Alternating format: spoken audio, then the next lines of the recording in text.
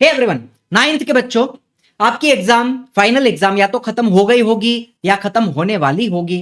Comment में आपका नाम और फाइनल एग्जाम कब खत्म होगी ये डेट जरूर बता देना। अब आप 10th में जाओगे तो ये वीडियो अभी देख लो ताकि आपको पता चले क्या क्या करना है, आपका माइंडसेट कैसा होना चाहिए, प्लानिंग कैसी होनी चाहिए, रोड मैप कैसा होना चाहिए, 10th में क्या करना है, ये सारी बातें आपको यहां पे बताऊंगा। वीडियो अच्छा लगेगा लाइक करना, शेयर करना, सब्सक्राइब करना। चैनल को टारगेट रखते हैं 1000 लाइक्स का। अब देखिए, आप एक पहाड़ चढ़ने वाले हो, बहुत सारी प्रॉब्लम्स आएंगी, गलतियां करोगे, लड़खड़ाओगे, गिरोगे, उठोगे, लेकिन फिर से आप उस पहाड़ को चढ़ोगे। सबसे पहली प्रॉब्लम आती है सिलेबस कंप्लीशन की। काफी सारे बच्चे सिलेबस कंप्लीट नहीं कर पाते। जनवरी आ जाता है तब तक लोगों का सिलेबस कंप्लीट नहीं हुआ है, एग्जाम के एक दिन पहले तक भी सिलेबस लोगों का कंप्लीट नहीं हुआ होता है। तो हमें सिलेबस कंप्लीट करना है, प्लस उसका रिवीजन भी करना है। देखो, जैसे जैसे आप पढ़ोगे ना चैप्टर, आप उसको भूलते जाओगे। आगे का चैप्टर पढ़ोगे, पीछे का भूलते जाओगे, तो बार बार रिवाइज करते रहना है। पेपर को सॉल्व करना पड़ेगा ताकि प्रैक्टिस हो, पता चले कि बोर्ड एग्जाम में किस तरीके के सवाल पूछे जाते हैं। एंड फिर आपका जो भी टारगेट है, मैंने तो 95 लिखा है, आप 100% लेकर आओ, टारगेट रखो 100% का, तो आएगा 95। तो ये सारे प्रॉब्लम्स आपको फेस करने हैं। सबसे बड़ा दिक्कत होता है सिलेबस कंप्लीशन का। ठीक है, 9th स्टैंडर्ड तक आप आधा आधा पढ़ते हो, सेम 1 सेम 2, आधा सिलेबस। इस साल पूरे सिलेबस के ऊपर एग्जाम होने वाली है, तो सिलेबस कंप्लीट करके, रिवाइज करके कैसे करें, कंसिस्टेंसी मेंटेन करनी पड़ती है। काफी बच्चे हैं बीच में कंसिस्टेंसी छूटती है, मोटिवेशन चला जाता है, डिप आता है, एक हफ्ता गैप आ गया, 15 दिन का गैप आ गया, महीने भर का गैप आ जाता है किसी के पढ़ाई में, और उस एक महीने में बच्चा पहले जो पढ़ा हुआ है वो सारा चीज भूल जाता है। ठीक है, ये काफी सारे बच्चे फेस करते हैं, जिनको मैं पर्सनली पढ़ाता हूं, उनमें से भी काफी सारे बच्चे ये प्रॉब्लम फेस करते हैं, फिर मुझे कॉल करते हैं। फिर ऐसे समय पे मेंटरशिप की जरूरत होती है, बच्चे को वापस सही रास्ते पे लेके आना, ये मेरी रिस्पॉन्सिबिलिटी है। ठीक है, तो कंसिस्टेंसी आपको लूज नहीं करनी है। एंड डेली आपको 2 से 3 घंटे की सेल्फ स्टडी करनी है। आप मान लो अप्रैल से पढ़ रहे हो, अप्रैल से आप पढ़ना स्टार्ट करते हो, तो रोज 2 से 3 घंटा पढ़ोगे कंसिस्टेंटली, आराम से आपका जो भी टारगेट है 100% का वो आप लेकर आओगे। ठीक है, कंसिस्टेंसी मेंटेन कैसे करें? रोज रात को सोने के पहले एक टू डू लिस्ट बनाओ कि कल के दिन में मैं क्या क्या करूंगा, उसके टारगेट आप लिख के रख दो। एंड उसमें से अगर आप 80% टारगेट भी कंप्लीट कर पाते हो तो मान लेना कि आप सक्सेसफुल हो, आपने कंसिस्टेंटली अपना काम किया।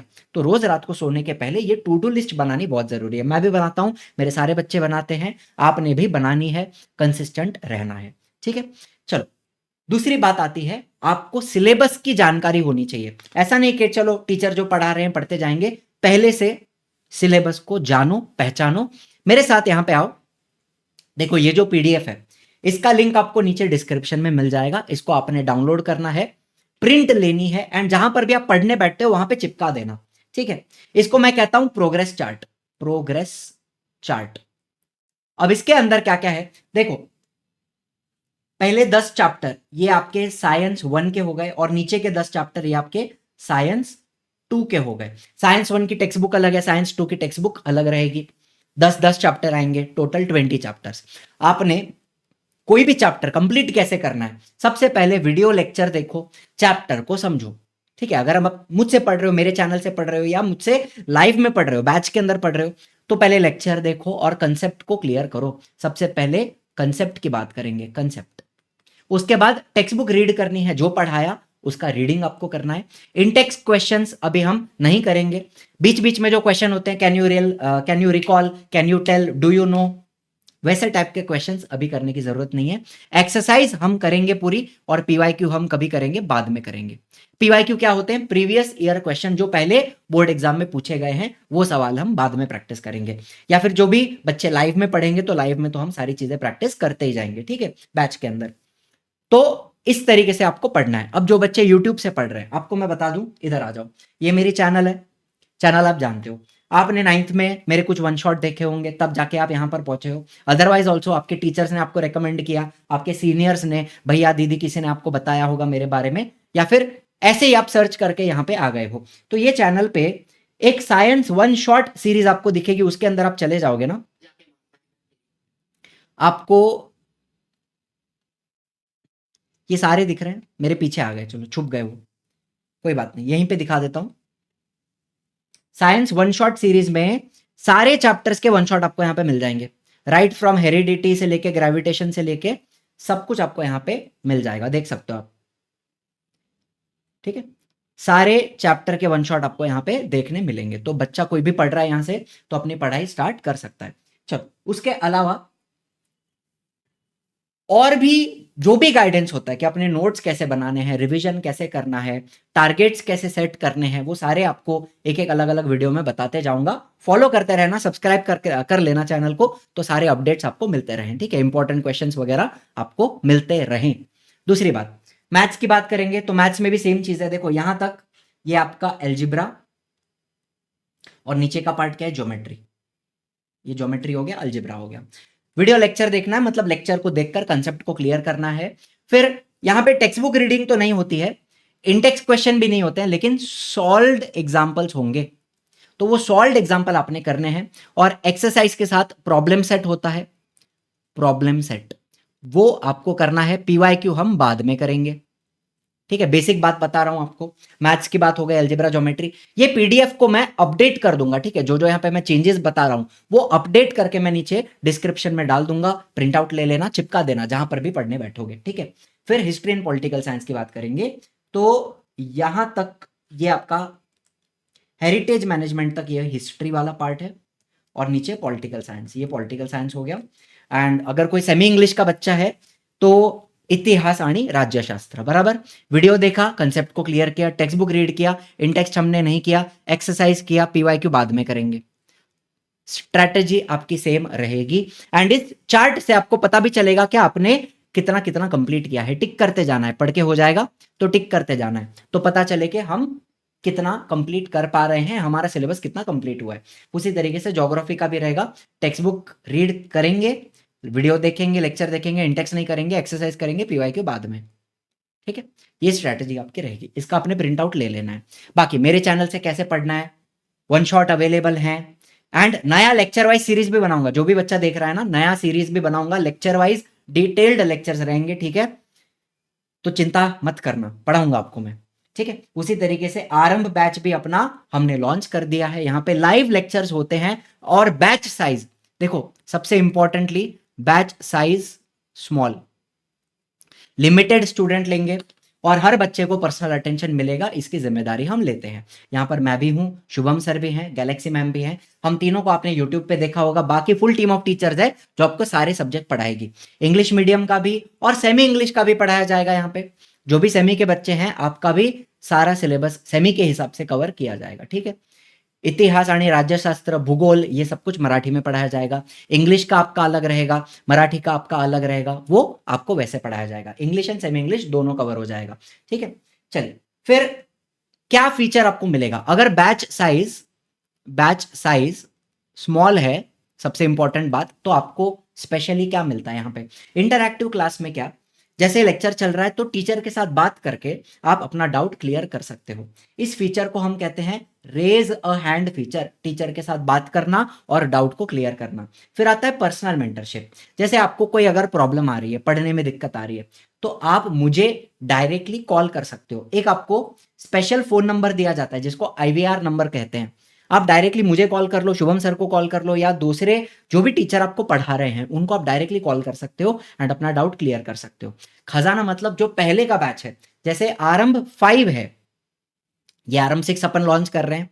आरंभ 5 के जो लेक्चर्स होंगे, नोट्स होंगे, इंपॉर्टेंट क्वेश्चंस, स्टडी मटेरियल, वो सारी चीजें आपको पहले से ही प्रोवाइड कर दी जाएंगी। ठीक है, आप पढ़ना स्टार्ट कर सकते हो आगे का भी। टेस्ट सीरीज में आपको एमसीक्यूज एंड सब्जेक्टिव टेस्ट रहेगा। यहां पे आपकी एमसीक्यूज तो चलो 4000 से ज्यादा एमसीक्यूज आपको दिए जाते हैं प्रैक्टिस करने के लिए, लेक्चर में भी प्रैक्टिस कराया जाएगा। प्लस सब्जेक्टिव में आप पेपर लिखोगे, वीकली टेस्ट होती है, पेपर आप लिखोगे, वो पीडीएफ आप सबमिट करोगे, वो चेक करके भी आपको दिया जाता है। Access of any upcoming batch, जैसे आपने पढ़ना हमसे स्टार्ट किया, फिर साल के अंत में क्रैश कोर्स लॉन्च होगा, लैंग्वेज का कोर्स लॉन्च होगा, या कोई भी टाइम मैनेजमेंट का कोर्स लॉन्च होगा, तो एक्सेस ऑफ आने वाले जो बैचेस होंगे 10th के इस साल, स्पेशल बैचेस छोटे छोटे, तो उनका एक्सेस आपको पहले से ही दे दिया जाएगा। ठीक है, आपको फिर अलग से परचेज नहीं करना है, आपके लिए वो फ्री रहेगा। एक बार आपने ये बैच ज्वाइन कर लिया, आगे आपको कुछ भी खरीदने की जरूरत नहीं है। Access of upcoming batch. And lastly live revision रहेगा। एग्जाम के पहले जूम के ऊपर अपन रिवीजन करते हैं, बच्चों से बातचीत की जाती है। कैसे किया जाएगा बताता हूं। चलो, तो एक फनल आपको बता रहा हूं कि आपको फीचर्स में क्या क्या मिल रहा है। Raise a hand, live class के अंदर टीचर के साथ बात कर सकते हो। एआई के बारे में भी बात करूंगा। वन ऑन वन कॉल, मतलब जो आईवीआर नंबर था, टीचर को डायरेक्टली कॉल कर सकते हो। And doubt clearing session zoom के ऊपर। डीसीएस मतलब क्या? Doubt clearing session. तो ये देखो, ये जैसे मेरा लाइव लेक्चर चल रहा है, मैं आपको पढ़ा रहा हूं, आप कमेंट में भी अपना डाउट डाल सकते हो, अपना क्वेश्चन डाल सकते हो, वो भी मैं पढ़ूंगा और आपको रिप्लाई करूंगा। एंड ये हाथ आपको दिख रहा है, इसको दबा दोगे तो रेज अ हैंड एक्टिव होगा और आप मुझसे बात करके भी डाउट क्लियर कर पाओगे। ये एक चीज हो गई। दूसरी बात, आप कभी रात में लेट नाइट पढ़ने बैठे हो और मैं अवेलेबल नहीं हूं, ऑफ कोर्स, तो आप आपका जो भी डाउट है उसका फोटो खींच के यहाँ पे अपलोड कर दो। देखो, फोटो अपलोड करने का ऑप्शन है, तो यहीं पे आपको सॉल्यूशन भी मिल जाएगा। और वो सॉल्यूशन समझ में अगर नहीं आता है तो फिर मैं तो हूं, आप कॉल कर लेना, दूसरे दिन कॉल कर लेना, वन ऑन वन कॉल करके भी डाउट क्लियरिंग आपकी यहाँ पे हो जाएगी, कोई दिक्कत नहीं है, ठीक है। And lastly doubt clearing, chapter खत्म होने के बाद, देखो सिर्फ एग्जाम के पहले जूम सेशन नहीं होता है, हर चैप्टर कंप्लीट होने के बाद जूम सेशन होगा, वहां पे डाउट क्लियरिंग होगी। जूम के ऊपर बच्चों से बात करके इंडिविजुअली डाउट क्लियरिंग की जाती है। आप मुझे देख सकते हो, गैलेक्सी मैम को, शुभम सर को, सबको यहाँ पे देख सकते हो। तो कोई भी दिक्कत है तो ये दोनों हमारे एजुकेशनल काउंसलर्स के नंबर हैं, डायरेक्टली कॉल करके आप इंक्वायरी कर सकते हो। कोई भी प्रॉब्लम है, पढ़ने में दिक्कत आ रही है या शुरू कैसे करना है, बैच के बारे में इंक्वायरी, सारी बातें आप पूछ सकते हो एजुकेशनल काउंसलर से, ठीक है। अब लास्ट बात, प्लानिंग क्या होनी चाहिए आपकी। आपके पास कितने महीने हैं? आप मान लेते हैं अप्रैल से पढ़ रहे हो, दिसंबर तक आपका सिलेबस कंप्लीट होना चाहिए। आपकी एग्जाम कब होती है पता है? फरवरी में होती है। तो जनवरी का महीना आप रिवीजन के लिए दोगे, पेपर सॉल्विंग के लिए दोगे, फरवरी से आपकी एग्जाम स्टार्ट हो जाएगी। तो आपने दिसंबर तक सिलेबस कंप्लीट करने की कोशिश करनी है। तो आपके पास 9 महीने बचते हैं, ठीक है। एंड टोटल चैप्टर्स कितने हैं? साइंस के, देखो इधर लिख रहा हूं, साइंस के 20 चैप्टर्स, मैथ्स के टोटल 13 चैप्टर, मैथ्स 1 मैथ्स 2, ठीक है। अलजेब्रा, ज्योमेट्री, टेक्स्ट बुक अलग होती है, history, political science and geography. तो हिस्ट्री पॉलिटिकल साइंस का टोटल 14 हो गया और ज्योग्राफी का 9 हो गया। ये सब टोटल मिलाओगे तो आपको आंसर आएगा 56। तो 56 डिवाइड बाय 9 कर रहा हूं, आपको 56 चैप्टर पढ़ने हैं, रिवाइज करने हैं 9 महीने के अंदर। तो आपको per month approximately 6 chapter complete करने पड़ेंगे। तो एक हफ्ते में आपको 1.5 चैप्टर कंप्लीट करना पड़ेगा, ये आपका हफ्ते का टारगेट है। तो इस हफ्ते का टारगेट लेके, जैसे मान लो आपने डिसाइड किया ग्रेविटेशन करना है, ग्रेविटेशन के साथ मुझे लीनियर इक्वेशन, अलजेब्रा का चैप्टर नंबर ले लिया, अलजेब्रा का चैप्टर 1, तो उसको आधा कर रहे हो आप, ग्रेविटेशन पूरा कर रहे हो और अलजेब्रा का चैप्टर आधा कर रहे हो। 1.5 चैप्टर आपको हफ्ते में कंप्लीट करना है। तो उसके हिसाब से आप क्या बनाओगे? फिर टू डू लिस्ट बनाओगे कि कल मैं क्या करूंगा, परसों मैं क्या करूंगा, तरसों क्या करूंगा। उस तरीके से प्लानिंग कर कर आप अपना टारगेट कंप्लीट कर पाओगे, सिलेबस कंप्लीट कर पाओगे, एंड जो भी गोल है 98%, 100% वो आप ला सकते हो, ठीक है। एंड एक लास्ट चीज, एक और, कंसिस्टेंसी मेंटेन करने के लिए एक ऐसा कैलेंडर वगैरह ले लेना, ठीक है। जैसे ये समझ लो अपन ने लिखा अप्रैल का महीना है, अप्रैल का महीना, तो आपने जैसे जैसे डेली टारगेट कंप्लीट होगा, टू डू लिस्ट बनाया, डेली टारगेट सेट किया, जैसे जैसे वो टारगेट अचीव होगा, संडे का टारगेट हो गया, मंडे का, ट्यूसडे का, वेडनेसडे का, थर्सडे का, फ्राइडे का, सैटरडे का, तो एक एक दिन का आपका टारगेट जैसे कंप्लीट होगा, आप यहाँ पे टिक मारते जाओ, तो आपको आपकी कंसिस्टेंसी दिखाई देगी आंखों के सामने। और अगर इसमें बीच बीच में आपको गैप दिख रहे हैं, 4 दिन का गैप यहाँ पे आ गया, 4 दिन का यहाँ आ गया, यहाँ पे 2-3 दिन का गैप आ गया, तो दिख रहा है आपको कि आप कंसिस्टेंट नहीं हो, आपका सिलेबस कंप्लीट नहीं हो पाएगा। तो यहां से विजुअली आपको याद आते रहेगा, कंसिस्टेंसी मेंटेन करनी जरूरी है। रोज का 2 से 3 घंटा आपको पढ़ना है एंड ट्रैक रखना है कि आप कितने कंसिस्टेंट हो, ठीक है। चलिए, तो इसी के साथ सारी बातें तो समझ में आई हैं। पढ़ाई शुरू कैसे करनी है, पहले क्या करना है, इसके बाद और नोट्स कैसे बनाने चाहिए, रिवीजन कैसे करना चाहिए, प्लानिंग आपकी सब्जेक्ट वाइज प्लानिंग क्या होनी चाहिए कि मराठी में कैसे पढ़ें, इंग्लिश के लिए कैसे पढ़ें, हिंदी के लिए कैसे पढ़ें, संस्कृत के लिए कैसे पढ़ें, मैथ्स के लिए कैसे पढ़ें, तो वो इंडिविजुअली आपको बताऊंगा सारी बातें। साइंस की तो बताऊंगा ही, तो लेकिन एक ओवरऑल प्लानिंग आपको मैंने थोड़ी यहाँ पे बता दी है। पीडीएफ का प्रिंट आउट ले लेना। अब जो भी बच्चा यहाँ तक देख पाया है तो you are in the top 1% बेटा। यहां तक अगर देख रहे हो तो आप 1% में आ रहे हो, टॉप 1%, तो कमेंट में लिखना 1%, तो मुझे पता चले कौन वो बच्चा है यहां तक देख रहा है, ठीक है। और अगले वीडियो में आपको मैं शाउट आउट भी दूंगा, जिस भी बच्चे ने यहां तक देखा और कमेंट में 1% लिखा, आपको मैं शाउट आउट भी दूंगा, ठीक है बेटा। चलिए, thank you so much for watching, I hope this helps, I will see you in the next one. Tata bye bye, जय हिंद, जय महाराष्ट्र।